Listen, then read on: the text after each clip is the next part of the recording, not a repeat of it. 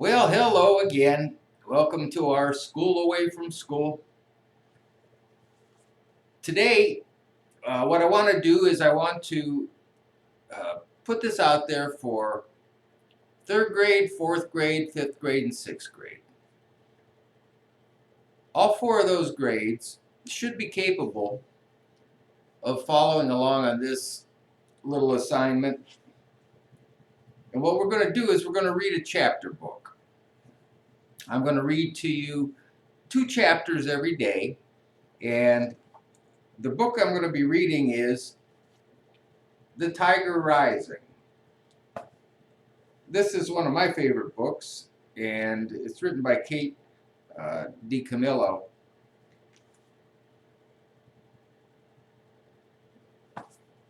And what I'm going to ask you to do is to keep a little journal. Now, this is going to be good practice for you on a lot of different levels. Primarily, it's going to give you an opportunity to think about some of the different elements that make up a good story. So in your journal, as we go through these chapters, for example, today we'll be doing chapter 1 and chapter 2, I want you to think about the characters that are introduced into the story. Think about imagining what this character looks like, how they're going to act, how they're going to dress, just imagine that character in your mind. And of course, we'll be following the storyline as events begin to unfold, building as it builds up to the climax and the end of the story. Also, the setting is really an important element in a good novel.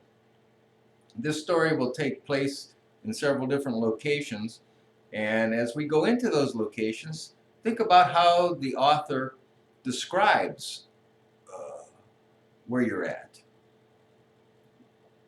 Foreshadowing. Now, I don't know how much instruction you've had on foreshadowing, but foreshadowing is a way that an author gives you little clues and hints about what is going to happen a little bit further into the story.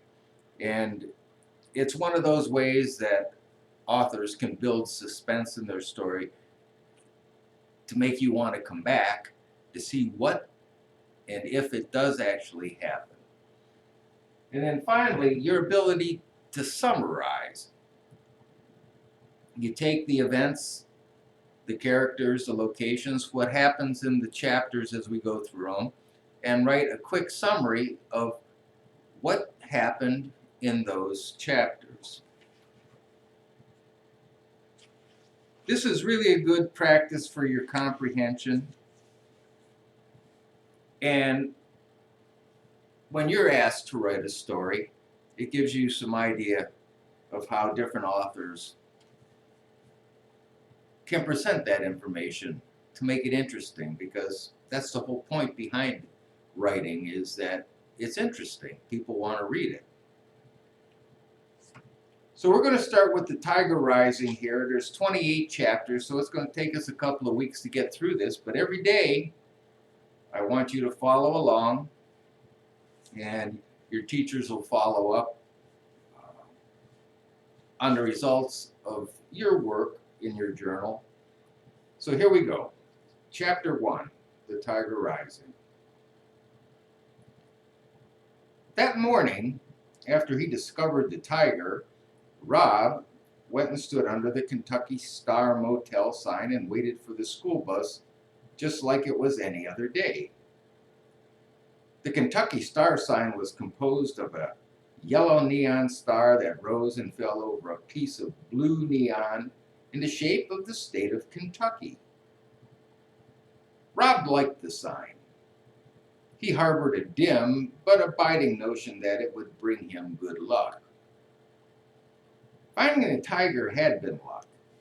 He knew that he had been out in the woods behind a Kentucky Star Motel, way out in the woods, not really looking for anything, just wandering, hoping that maybe he'd get lost or get eaten by a bear and not have to go to school ever again. That's when he saw the old Beauchamp gas station building, all boarded up and tumbling down. Next to it, there was a cage. And inside the cage, unbelievably, there was a tiger, a real-life, very large tiger, pacing back and forth.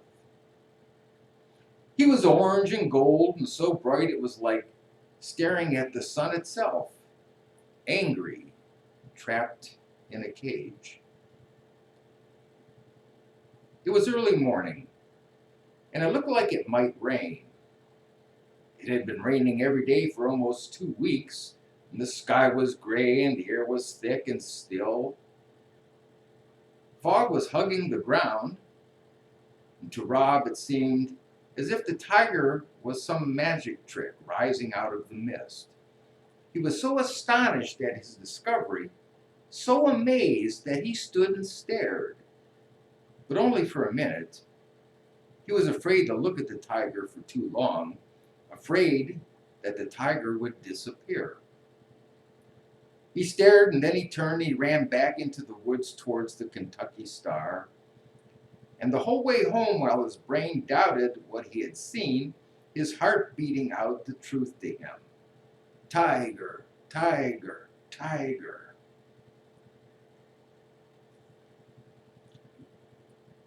That was what Rob thought, because he stood beneath the Kentucky Star sign and waited for the bus. The tiger.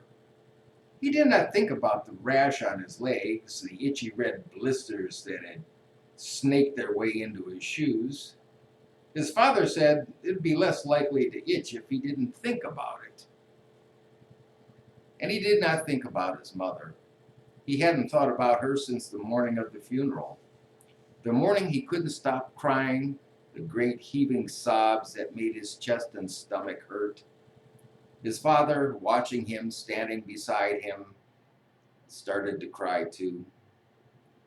They were both dressed up in suits that day. His father's suit was too small, and when he slapped Rob to make him stop crying, he ripped a hole underneath the arm of his jacket. There ain't no point in crying, his father had said afterwards. Crying ain't going to bring her back. It had been 6 months since that day. 6 months since he and his father had moved from Jacksonville to Lister, and Bob had not cried since, not once. The final thing he did, he thought about that morning and as he was getting on the bus. He specifically did not want to think about Norton and Billy. Norton and Billy Threemonger waiting for him like chained and starved guard dogs eager to attack. Rob had a way of not thinking about things. He imagined himself as a suitcase that was too full, like that one that he had packed when they left Jacksonville after the funeral. He made all his feelings go inside that suitcase. He stuffed them in tight and then sat on the suitcase and locked it shut. That was the way he not thought about things. Sometimes it was hard to keep the suitcase shut, but now he had something to put on top of it. The tiger. So as he waited for the bus under the Kentucky Star sign, and as the first drops of rain fell from the sullen sky, Rob imagined the tiger on top of his suitcase, blinking his golden eyes, sitting proud and strong, unaffected by all the not thoughts inside, straining to come out. That was chapter 1. Chapter 2. "Looky here," said Norton Threemonger as soon as Rob stepped onto the school bus. "It's the Kentucky Star. How's it feel to be a star?" Norton stood in the center of the aisle, blocking Rob's path. Rob shrugged.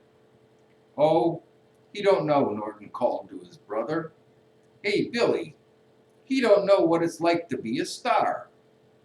Rob slipped past Norton. He walked all the way to the back of the bus and sat down in the last seat. "Hey," said Billy Threemonger, "you know what? This ain't Kentucky. This is Florida." He followed Rob and sat down right next to him. He pushed his face so close that Rob could smell his breath. It was bad breath. It smelled metallic and rotten. "You ain't a Kentucky star," Billy said, his eyes glowing under the brim of his John Deere cap. "And you sure ain't a star here in Florida. You ain't a star nowhere." "Okay," said Rob. Billy shoved him hard, and then Norton came swaggering back and leaned over Billy and grabbed hold of Rob's hair with one hand and with the other hand ground his knuckles into Rob's scalp. Rob sat there and took it. If he fought back, it just lasted longer. If he didn't fight back, sometimes they got bored and left him alone. They were the only 3 kids on the bus until it got into town. Mr. Nelson, the driver, pretended like he didn't know what was going on. He drove, staring straight ahead, whistling songs that didn't have any melody. Rob was on his way on his own, and he knew it. "He's got the creeping crud all over him," said Billy. He pointed to Rob's legs. "Look," he said to Norton, "ain't it gross?" "Uh-huh," said Norton. He was concentrating on grinding his knuckles into Rob's head. It hurt, but Rob didn't cry. He never cried. He was a pro at not crying. He was the best not crier in the world. It drove Norton and Billy Threemonger wild, and today Rob had the extra power of the tiger. All he had to do was think about it, and he knew there was no way he would cry, not ever. They were still out in the country, only halfway into town when the bus lurched to a stop. This was such a surprising development to have the bus stop halfway through its route that Norton stopped grinding his knuckles into Rob's scalp and Billy stopped punching Rob in the arm. "Hey, Mr. Nelson," Norton shouted, "what you doing?" "This ain't a stop, Mr. Nelson," Billy called out hopefully. But Mr. Nelson ignored them. He kept whistling his non-song as he swung open the bus door, and while Norton and Billy and Rob watched, open-mouthed and silent, a girl with yellow hair and a pink lacy dress walked up the steps and onto the bus. Well, that's the end of the first 2 chapters. And already we've had a number of different characters introduced into the story.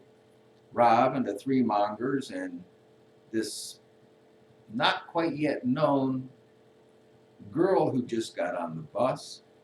We got a bus driver there that likes to whistle songs that don't have a tune. And we've been through a couple different locations. We've been in the woods. We've been at the motel, at the bus stop. We've been on the bus. So listen to the story, pick out those important elements, write them down in your journal, and we'll be back tomorrow with chapters 3 and 4.